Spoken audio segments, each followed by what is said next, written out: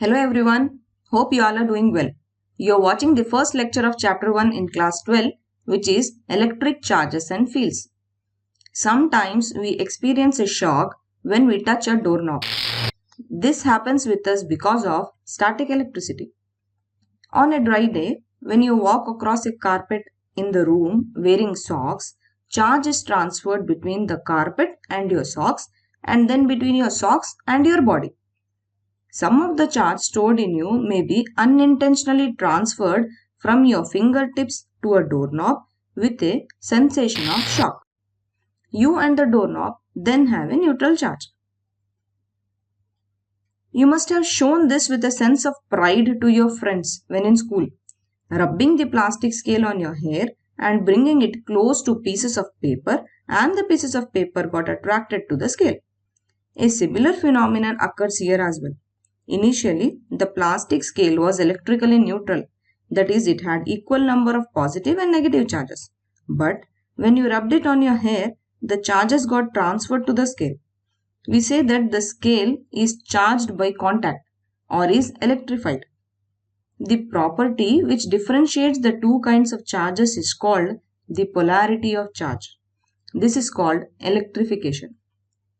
Now, once electrified, the scale induces a dipole, or say it causes separation of charge in the pieces of paper, and the part of paper pieces with positive charge gets attracted to the electrified scale.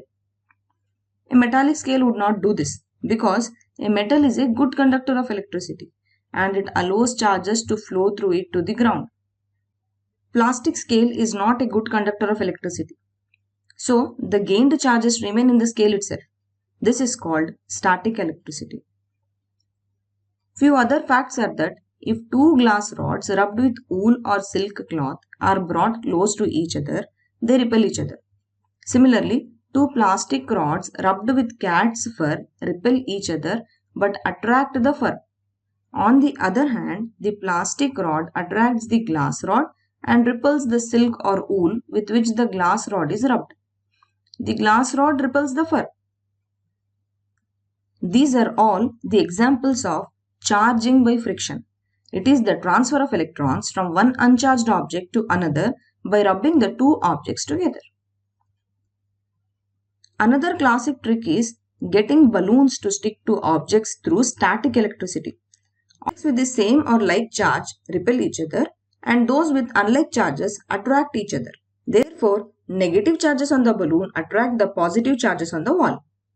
The moral of these stories is that the electric force between two like charges is repulsive, whereas the force between unlike charges is attractive. In short, like charges repel each other and unlike charges attract each other. The existence of electric forces has been familiar to humans for at least 3000 years from now. The ancient Greeks used pieces of amber to make jewelry. Amber is hard, fossilized form of the sap from pine trees. Small creatures or bits of plant material are often preserved inside this amber. The Greeks found that after amber is rubbed with a piece of animal fur, it can attract small pieces of dust. The word electric comes from the Greek word for amber, which is electron with K in it, in place of C. At that time, they thought that electricity is made of two types of fluids called vitreous and resinous. Benjamin Franklin proposed that electric current was electrical fluid under different pressures. He was the first to label these pressures as positive and negative. And he was the one who discovered the principle of conservation of charge. One basic rule in physics is that whenever something is charged, no electrons are created or destroyed. Electrons are simply transferred from one material to another.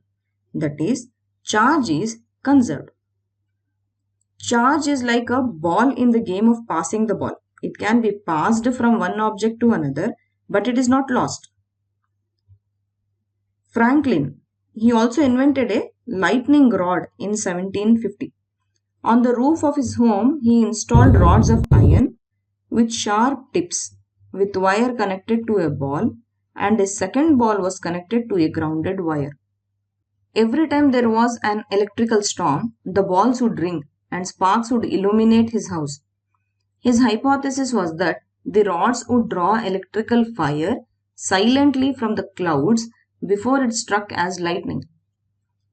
In 1752, Franklin encouraged the installation of lightning rods on the University of Pennsylvania to prevent lightning at that time.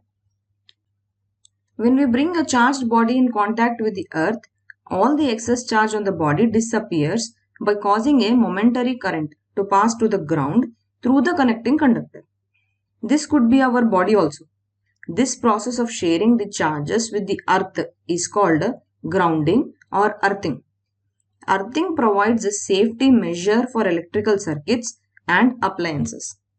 When any fault occurs or line wires touch the metallic body, the charge flows to the earth without damaging the appliance and without carrying an injury to the humans, because human body is a conductor of electricity. A simple apparatus to detect charge on a body is the gold leaf electroscope. It consists of a conducting rod with a metallic knob at the top and a pair of flexible leaves made of gold foil at the bottom. When a charged object touches the metal knob at the top of the rod, charge flows into the leaves and they diverge. The degree of divergence is an indicator of the amount of charge. Here in this case, the gold leaves are pushed apart due to the repulsion of negative charges. With a positively charged rod near the knob, the electroscope has no net charge, but it is polarized.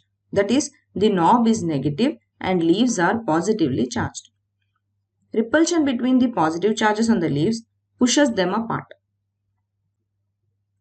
By touching the electroscope knob with your hand, you ground it. Charge is transferred between your hand and the knob until the knob's net charge is zero. Since the electroscope is now discharged, the leaves hang down.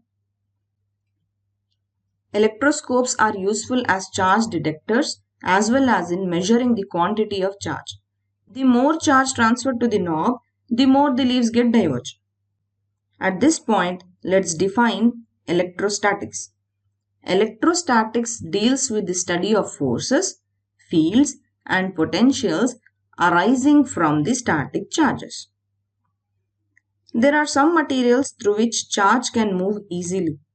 They are called electric conductors, whereas materials through which charge does not move easily are called electrical insulators. In metals, some of the electrons are so weakly bound that they are free to move within the metal. These free electrons in metals make them good conductors. Gold, copper and silver are better conductors, with copper being the best one. Copper is commonly used in wiring electrical systems because of its good performance and lower cost. It is surrounded by insulating material. The insulation is stripped away where the wire makes an electrical connection. In short, electrical resistivity is low in conductors and high in insulators. Glass, plastics, rubber, wood, paper and many other familiar materials are insulators. Insulators do not have free electrons. Here each electron is bound to a particular nucleus. The salts present in seawater and mineral ions present in tap water make it an electrical conductor. The human body contains many ions and therefore is a conductor, whereas air is a good insulator because most of the molecules in air are electrically neutral.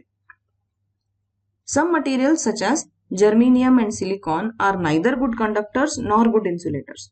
They sometimes behave as insulator and sometimes as a conductor and are called as semiconductors.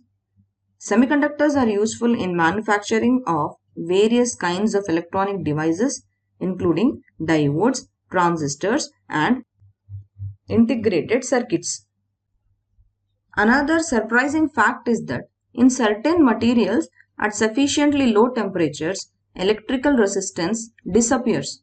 The materials acquire zero resistance, that is, infinite conductivity to flow of charge. Such a material is called superconductor. Okay then, meet you next time with an interesting new concept. Till then, Take care and keep learning. Bye.